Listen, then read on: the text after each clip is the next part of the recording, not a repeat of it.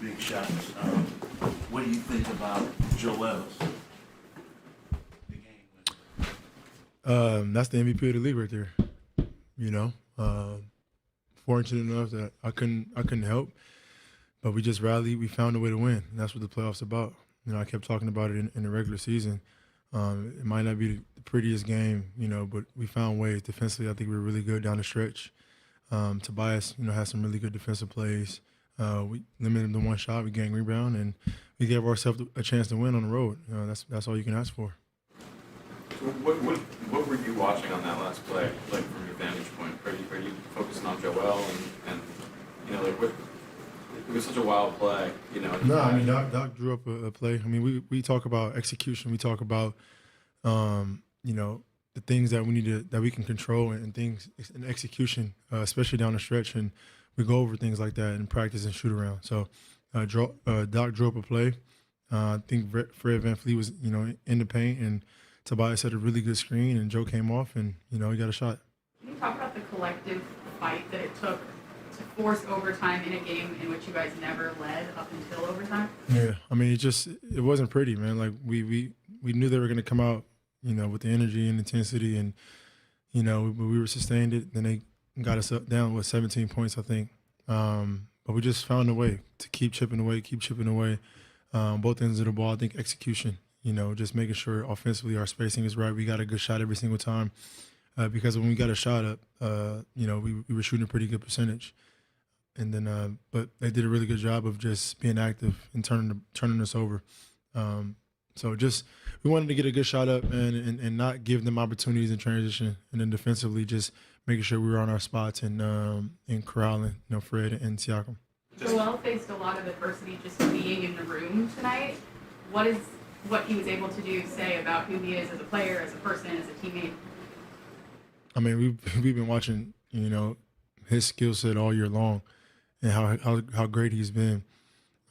Tonight was no difference. You know, he made big plays, had some really good passes down the stretch. I think one to Danny. You know, so he did all the right things, and then when it was time for him to, you know, finish the game off, he did that.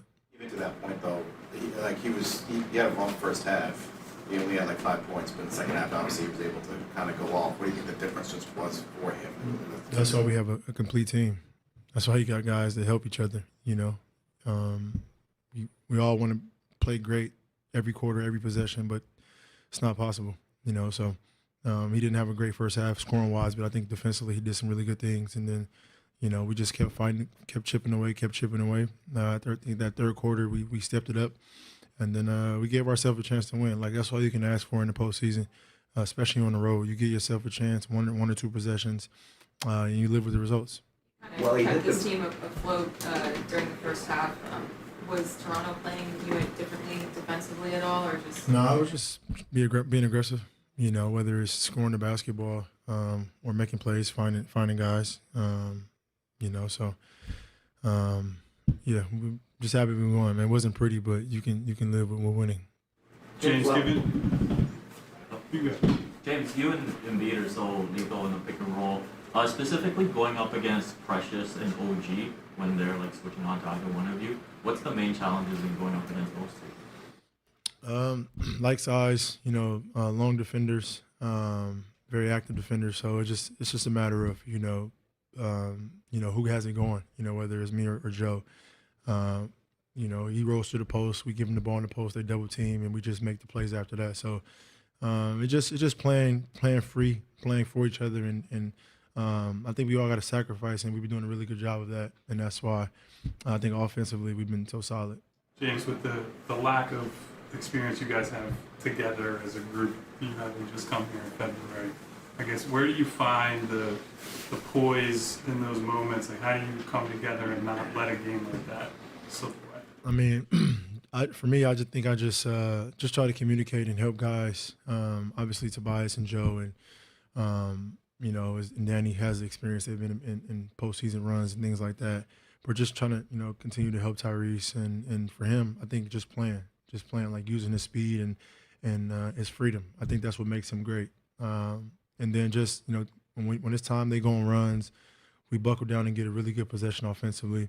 And then when it's time to get stops, you know, we see what they're running, and we go out there and try to be as physical as possible, be on the same page. Go off of that, just you were able, or you mentioned not being able to obviously play in overtime. First of all, how frustrating was that? Second of all, how did you try to stay active as far as being in guys' ears, I saw you clapping during a timeout, like being engaged, like just what did you try to do? Yeah, I don't know. I mean, I think maybe my first time fouling out in the playoffs, so it was definitely frustrating. Like, I'm more valuable on the court, so a couple questionable calls, but that's beside the point. I think.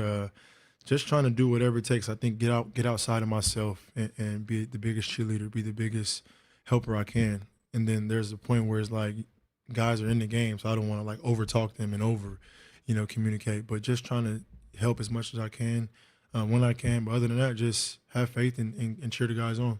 You referenced Joel's offense in the final bucket. Pascal Siakam did not score in the second half, and I think most of the time Joel was on him. How significant was that?